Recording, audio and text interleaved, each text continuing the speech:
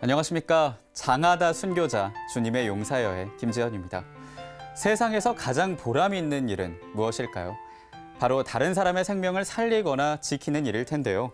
요즘은 의학 발달로 인해 과거보다 훨씬 많은 질병을 치료할 수 있지만 불과 몇백 년 전인 조선시대만 해도 침술이나 한약이 사람을 살릴 수 있는 유일한 치료법이며 살릴 수 있는 방법이었다고 합니다.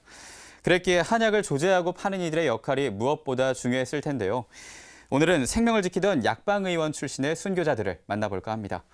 한국천주교 십옥시성 하느님의 종 124위 역사 전문가 위원으로 활동하고 계시는 한국순교 복자수녀회의 유은희 채칠리아 수녀님, 박수로 모시겠습니다.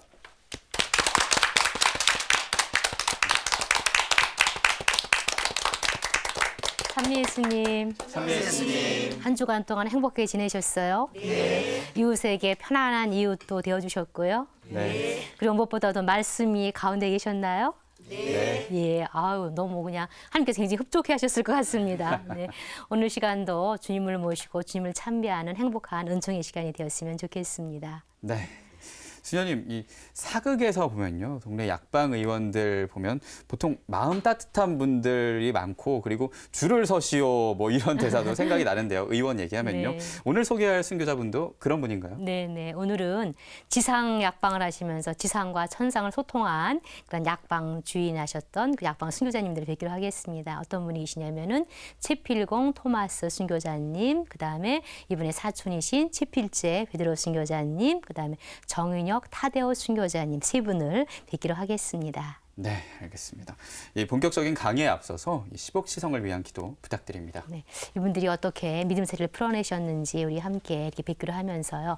이분들이 하느님의 종 125위가 복자되셔서 하나님께 더 큰 영광을 드리시고 또 우리들의 믿음살이도 더 깊어질 수 있도록 여러분의 지향 올리시면서 기도로 시작을 하겠습니다. 네, 마음지향 올리시고 또 이 은총의 잔치에 많은 분들 초대하십시오. 성부와 성자와 성령의 이름으로 아멘. 아멘.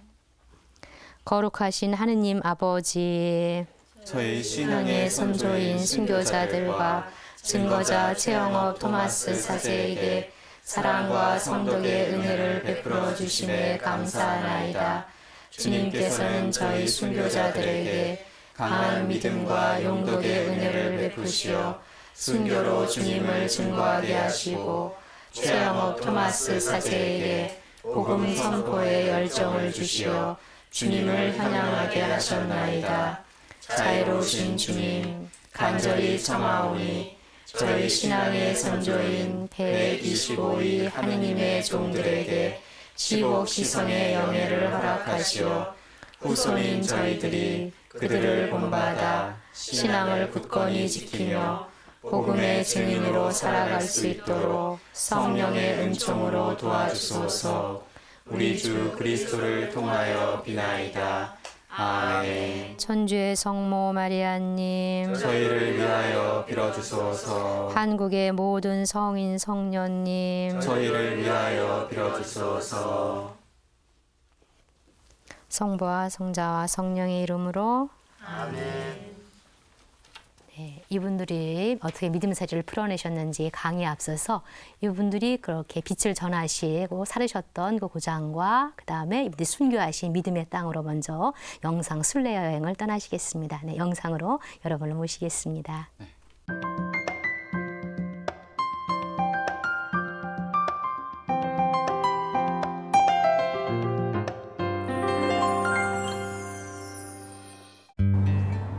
이 근방이 옛날 형조가 있었던 곳입니다. 포도청에서 처음 잡아온 사람들을 형조로 넘어와 가지고 취조를 했던 거예요. 채필공이라든지 채필제, 정인혁 등이 이곳에서 이제 신문을 받았던 곳이기도 합니다. 서울 도심 한복판을 가로지르는 청계천. 조선시대에도 그 물길은 이어졌습니다. 이 다리가 광통교입니다. 이 근방에 있는 마을에서 순교자 정인혁이 약국을 하면서 살았다고 전해지고 있습니다. 사학징에 보면은 그 광통교라고 기록이 되어 있습니다. 이 마을이 북창동인데 옛날에는 편자동이라고 했습니다. 편자라고 하는 것은 망건 끈을 단단히 조여맬 때 말총으로 짠 것인데 이 마을에 그것을 만들어 파는 가게가 많아서 편자동이라는 이름이 생겼습니다. 그리고 최필공 토마스 순교자가 이 마을에 살았고 약국은 저 지금 대우 빌딩이 있는 동자동 근처에 가서 했었다고 합니다.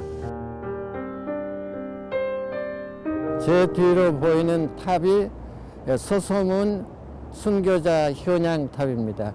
지금은 저렇게 웅장하게 탑이 서 있습니다만은 옛날은 그야말로 처참한 처형지였습니다.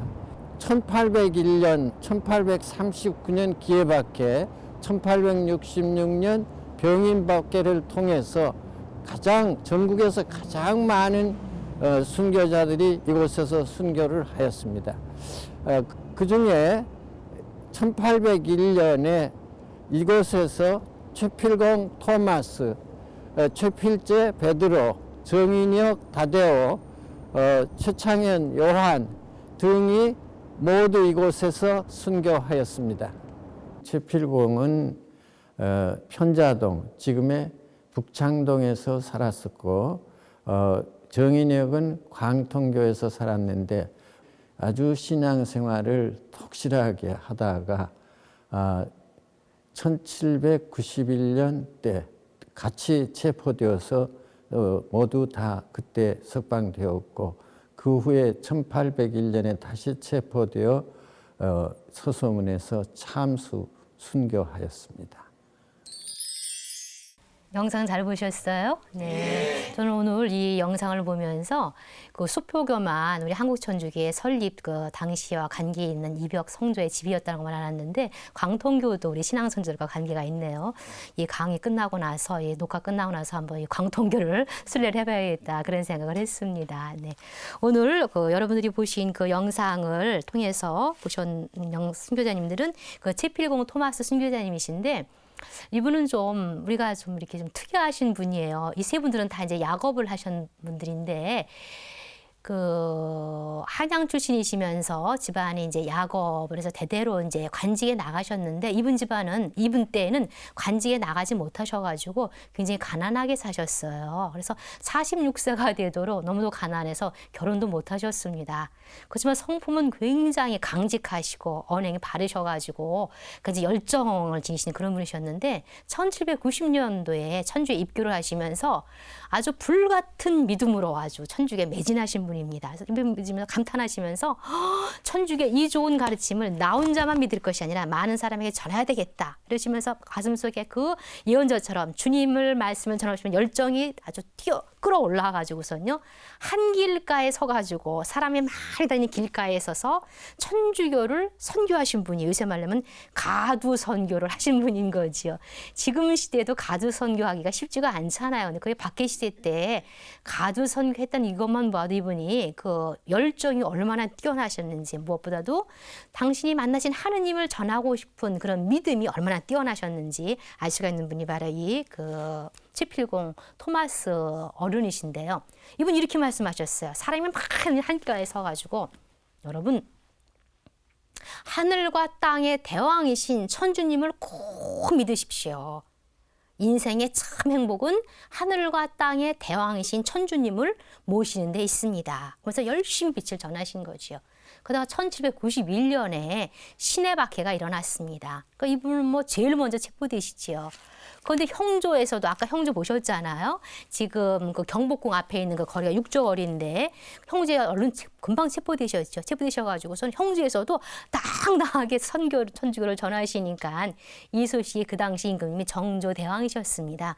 정조대왕에게 보고가 된 거예요. 근데 이분의 이걸 쭉 들으시더니 이분의 인품을 김장을 하시면서 그런 사람은 조선에 우리 아주 훌륭한 백성이니까 그런 사람을 잘 회유해서 우리 유교로 돌아오도록 그 사람을 회유를 시키고 특별히 보호해 주어라.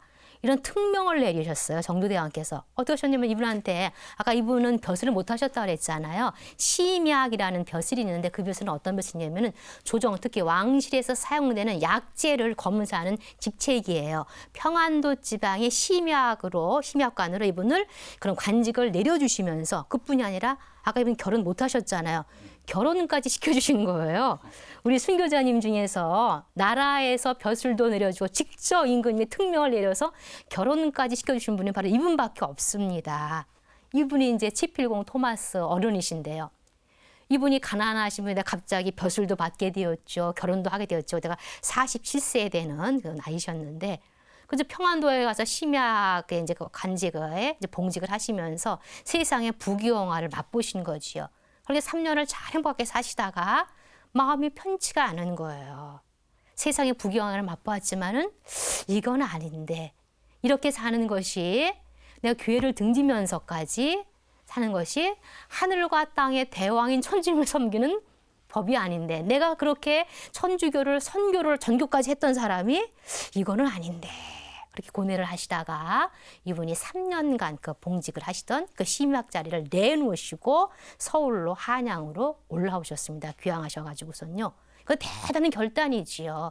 그 당시 벼슬 자리 얻기 쉽지 않은데 임금의 특명으로 벼슬 자리까지 얻었고 그리고 결혼까지 했던 그런 특권을 받았던 분이 나라에서 그 많은 사학으로 완전히 다시 회두를 하시면서 이분이 주무모심님한테 고해성사 보시고 지난 어둠 속에 있던 세월을 보속을 하시면서 더 열심히 아주 빛의 세계에 매진하셔서 선교에 앉아서 선두에 서셔가지고 빛을 전하셨습니다.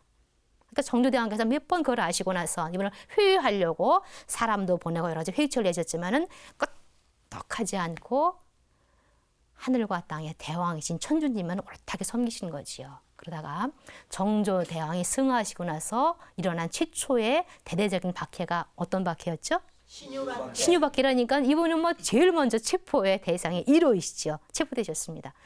그러니까 이제 비호해주던 정조대왕도 세상을 떠났으니까 이분을 비호해줄 분이 안 계시잖아요. 더군다나 이분은 정조대왕이 그렇게 특권을 받았던 걸 알고 혹독한 고문은 이루 표현할 수 없습니다. 당당하게 천주님을 증언하시는데 이제는 지상의 임금이 이분을 비호해 주는 것이 아니라 만군의 대왕이신 천주님께서 이분을 비호해 주시니까 뭐 두려워할 바가 없었던 거죠. 얼마나 고문을 받으셨냐면요. 의식을 잃을 정도까지. 그래서 나중에는 이제 이분이 참수 언도를 받으셨어요. 그래서 서소문에서 참수 순교를 하시게 됐는데 형장으로 가실 때도 의식이 없으셨어요. 그러다가 당신이 형장으로 가신다는 걸 아시고 나서는 기쁨이 용역하셔서 희색에 만연하였다고 이렇게 이분의 신문 기록에 나옵니다. 희색 의식을 실성하였는데 희색이 만연하여져서 형장에 도착하여서 칼날을 기쁘게 받고 났는데 휴강이가 칼질을 해가지고 첫 칼날에 목에 피가 흐르는 것이 손에 떨어진 거예요. 그러니까 그 피를 보시면서 보배로운 피, 만면에 미소를 띄우면서 보배로운 피로서 하늘의 문을 열어서서 영원한 불멸의 천상 대군 옆에서 우리에게 불멸의 보화를 주신 분이 바로 치필공 토마스 순교자님이십니다. 이분이 이렇게 묵상하면서 우리가 살다 보면은 첫 마음과 첫 열심을 잃을 때가 많이 있잖아요. 그죠? 세상살이에 바빠서. 하지만 이분은 그렇게 세상살이를 살아가면서도 다시 빛으로 회두해서서 세상살이를 살면서도 그 속에서 빛의 삶을 엮어내신 첫 마음과 첫 열심을 회복하신 치필공 토마스 순교자님. 그리고 당신의 이 천주교의 삶이 얼마나 행복했으면은 죽으면서까지도 보배로운 피를 흘리면서까지도 우리에게 빛을 전해주었을까. 우리도 우리 혼자만 행복하게 살 것이 아니라 이웃에게 정말 빛을 잘 전해야 되겠다. 이런 거를 이렇게 묵상을 하게 됩니다. 치필공 토마스 선조님이셨고요. 최초로 가두선교의 주보로 우리가 모실 수 있는 분이 치필공 토마스 선조님이시죠.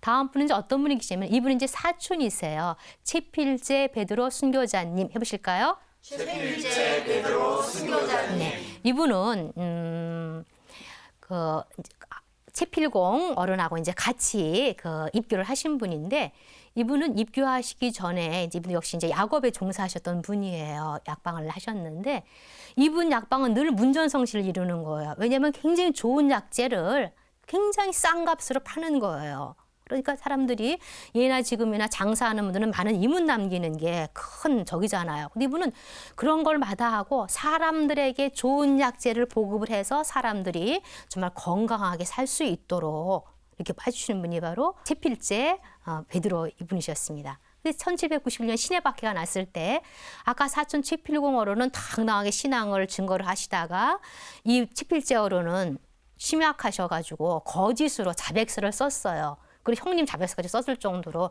좀 심약했습니다. 아직 믿음을 증거하기에는 믿음의 뿌리가 좀 약하셨던 거죠. 그래서 이분이 석방되셨어요.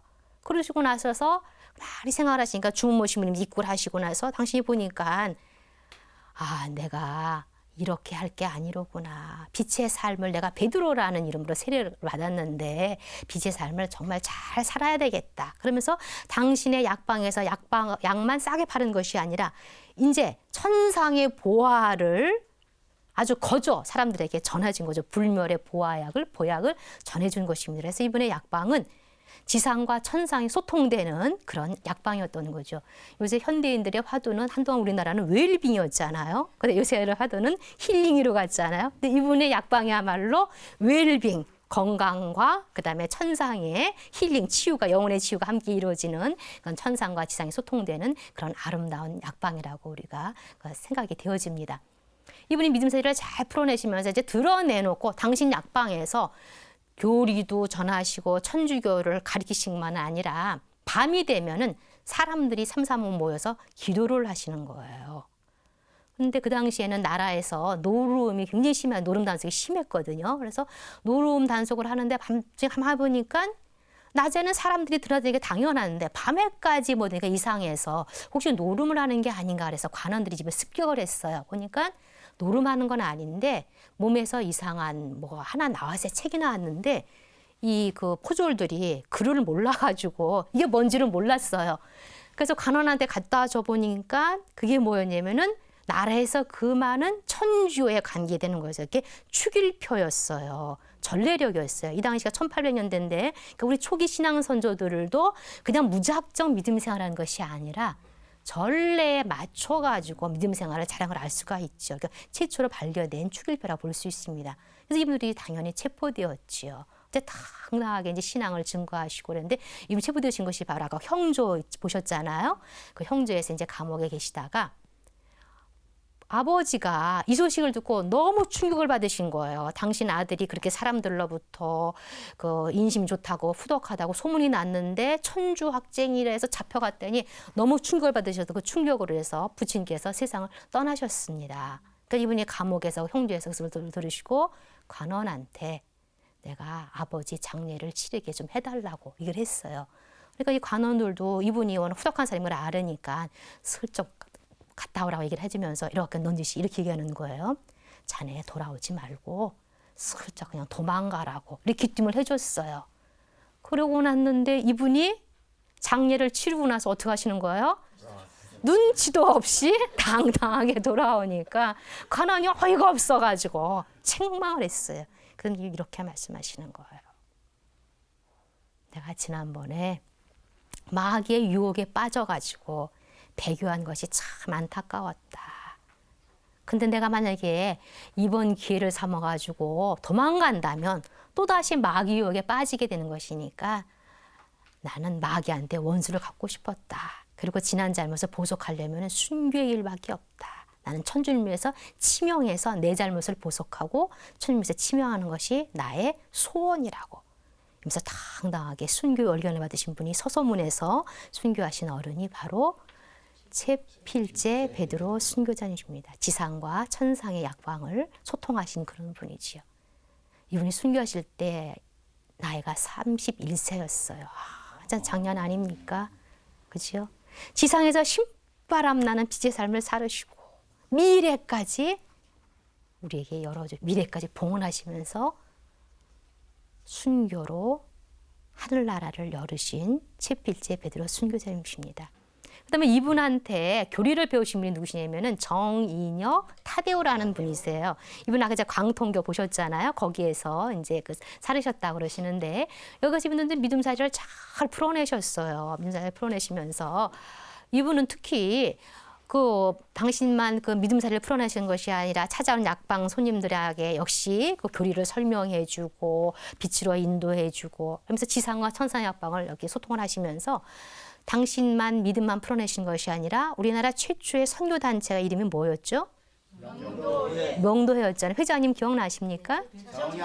네, 정약종 순교자님이셨잖아요. 그 명도회 회원이 되셨어요. 이 사실만 보아도 명도회는 아무나 회원되는 게 아니거든요. 먼저 주무신한테 신청을 하시면 주무신이 보셨다가 정말 믿음살이가 모범이 되는구나 이런 분들이 명도회 회원이 되시는데 이분들이 회원이 되시면은 가입을 하시고 나서는 그냥 함께 신부님 허락하신 뒤에 같이 모여서 기도하시는 거예요.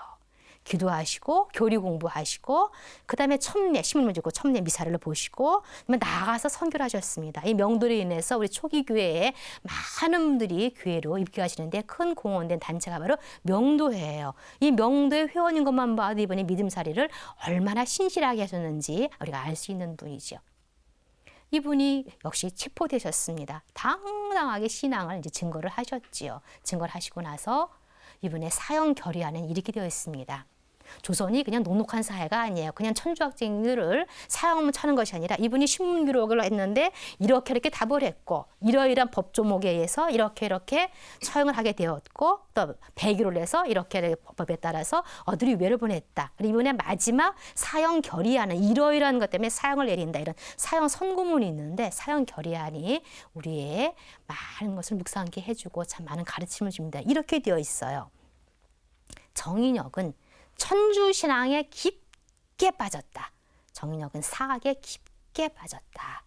매월 7일마다 동료들과 함께 주모 신부 이제 표현을 굉장히 비어로 되어 있는데 우리는 주모 신부면 거기에는 작자라고 굉장히 비어를 썼습니다.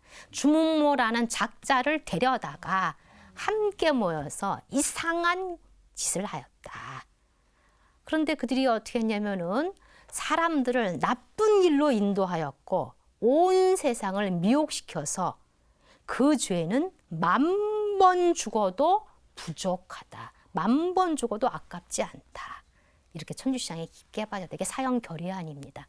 이 사형 결의안만 보아도 천주신앙에 얼마나 깊게 빠졌으면 그리고 미사를 드린 모습을 우리가 알 수 있죠. 아까 명도 회원들은 함께 미사를 올린다는 말씀 드렸잖아요. 그리고 무엇보다도 얼마나 천주신앙에 깊게 빠졌으면 10,000번 죽여도 아깝지 않고 10,000번 죽여도 부족한 죄라고. 이분의 믿음을 엿보시는 것이 바로 정인여 타데오 순교자님이 이제 서소문에서 순교를 하신 거죠.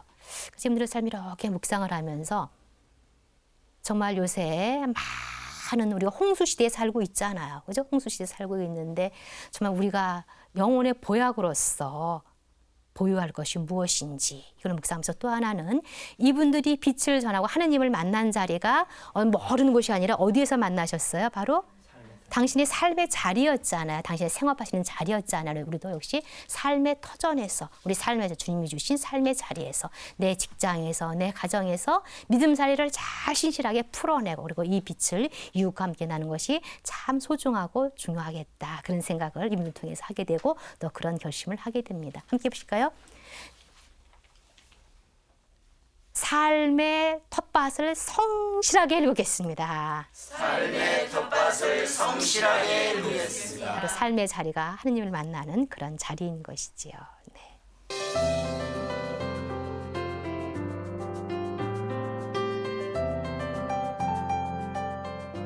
시복시성의 예비심사에 대해 알아보겠습니다. 예비심사 착수, 제출할 문건. 청원인은 청원서와 함께 다음의 것들을 제출해야 합니다. 이 안건에 반대되거나 덜 유리한 것으로 여겨지는 것들도 빼놓지 말아야 합니다. 하느님의 종에 대한 역사적 가치 있는 전기가 있으면 그것을, 전기가 없으면 하느님의 종의 생애와 행적, 그의 덕행이나 순교, 성덕과 징표의 평판에 대해 시대순으로 정리한 정확한 보고서를 제출해야 합니다. 하느님의 종이 출판한 모든 저작물의 진정한 사본, 근래의 안건이면 하느님의 종의 덕행이나 순교, 또한 성덕이나 징표의 평판에 관해 진실을 발굴하기 위해 기여할 수 있거나 반대할 수 있는 사람들의 명단을 제출해야 합니다. 주교회의 자문, 청원서를 접수한 주교는 그 안건 착수가 적절한지 여부를 적어도 그 지방의 주교회의에 자문해야 합니다. 네, 강의와 더불어서 이 알아봅시다 영상까지 잘 봤습니다. 이 수녀님 강의를 들으면서 저는 딱 한마디로 정리할 수 있을 것 같습니다. 세상의 중심에서 하느님을 외치다. 네, 이렇게 영화 제목을 써서 네, 정리할 수 있지 멋있습니다. 않을까라는 생각도 들고요. 네, 멋있습니다. 네, 우리 방청객분들도 느낀 점 그리고 질문하실 점 있을 것 같습니다. 어떤 분께서 얘기해 주시겠어요? 말씀드리겠습니다. 네, 네. 삶의 터전인 직장에서 그 하느님을 갖다가 증거하고 그리고 가두 선교까지 했던 그 분들, 특히 그 치필공 토마스에 대해서 오늘 많은 것을 갖다가 느끼게 했습니다. 네. 가두 선교를 하면서 그러면서도 그 믿음살이를 갖다가 그 직장과 가정에서 풀어냈던 그분에 대한 교훈을 갖다가 감명 깊게 받았습니다. 치필공 토마스 그 순교자님은 1791년에 정조임금으로부터 어떤 그 벼슬을 하고 그리고 결혼까지도 네. 이렇게 해주긴 그런 큰 걸 느껴 그런 은총을 받았지만은 나중에 3년 후에 그 벼슬을 내 던지고 자기 그 본분을 찾아서 하느님을 갖다가 외친 것, 특히 그분의 말씀 하늘과 땅의 대왕이신 천주님을 반드시 섬겨야 한다는 그 말씀에 감명받고요. 정말로 나에게 있어서 진정한 그 대왕님은 누구신가를 갖다가 네. 또 어떤 것인가를 갖다가 생각하는 네. 그런 시간이었습니다. 감사합니다. 네, 고맙습니다. 네, 네. 고맙습니다. 그 왕께서 이제 벼슬과 결혼까지 시켜줬다라는 얘기 듣고 한편으로는 전 부럽다. 네, 그런 생각이 들기도 했었고요. 네, 질문도 있을 것 같은데요. 어떤 분께서 해주시겠어요? 네. 저기 정인혁 다태오 순교자님께서 명도 회원이 되셨잖아요. 그 명도 회원이 되는 데는 어떠한 입회 조건이 있는지 네. 알고 싶습니다. 네, 네. 예, 참 좋은 질문이십니다. 그 초기의 명도 회원은요, 지금 같으면 우리 단체에 가입하려면 그냥 이렇게 신청만 하면 되잖아요. 근데 이게 신청했다가 다 되는 게 아니고요. 먼저 주문모 신부님께 이렇게 신청을 하면은 주문모 신부님께서 1년 동안 지켜보십니다. 왜냐하면 그 당시는 천주교가 박해 시대였기 때문에 그 천주교를 믿는 사람이 품행이 이렇게 단정하지 못하면 세인들로부터 그래서 지탄을 받는데 지탄을 받기 때문에 먼저 믿음이 본인이 돈독해야 되고 그리고 다른 사람에게 정말 귀감이 되는가 이걸 지켜보는 거예요. 기도 생활도 잘하고 믿음도 깊고 그리고 또 교리 지식도 좀 출중해야 되고 이런 걸 1년 동안 지켜본 다음에 신부님이 허락을 해주십니다. 명도회원으로 이제 입회도 좋습니다. 그러면 회원이 되시면은 그분들이 함께 모여서 바로 선교하시는 것이 아니라 명도회원들이 함께 모이셔서 같이 기도하시고 무엇보다도 기도가 가장 가운데 있어요. 기도하시고 천주교리를 공부하시고 교회 서적도 공부하시고 또 중요한 것은 신부님을 모시고 꼭 미사를 드리세요. 이거는 지금 생각하는 미사, 구역 미사가 아니에요. 왜냐하면 박해 시대이기 때문에 신부님을 모신다라는 얘기는 웬만한 신앙이면 죽음을 각오하는 거잖아요. 그래서 신부님 모셔서 미사를 드리면서 성체를 모시면서 주님과 하나 되어서 당시 주님과 하나 된 그 기쁨과 그 기쁨을 빛을 이웃에게 나누는 것이 바로 명도회 회원들의 그런 몫이었고요. 그러니까 자격도 상당히 조건이 까다로웠지요. 이 명도회로 인해 가지고 우리 선교가 참 잘 됐습니다. 네. 교회에 있어서는. 네, 네. 이 질문에 그리고 명쾌한 설명까지 정말 고맙습니다. 네, 수녀님 이제 마침 기도해 주시죠. 네, 우리도 우리 세 순교자님처럼 정말 지상과 천상을 소통을 하면서 우리 삶의 자리에서 그죠? 성실하게 빛을 일궈내고 이웃과 함께 빛을 나누는 그런 삶을 살았으면 좋겠습니다. 그런 결심을 봉헌하시면서 감사기도 올리시겠습니다. 성부와 성자와 성령의 이름으로 아멘. 영광이 성부와 성자와 성령께 처음과 같이 이제와 항상 영원히 아멘. 채필공 토마스 순교자님, 저희를 위하여 빌어주소서. 채필제 베드로 순교자님, 저희를 위하여 빌어주소서. 정인혁 타데오 순교자님, 저희를 위하여 빌어주소서. 성부와 성자와 성령의 이름으로 아멘. 규칙적인 생활과 운동이 우리의 몸을 튼튼하게 만들어주는 보약이라고 한다면 우리의 마음을 충만하게 해주는 보약은 하느님을 향한 끝없는 사랑과 굳건한 믿음 생활이 아닐까라는 생각이 듭니다.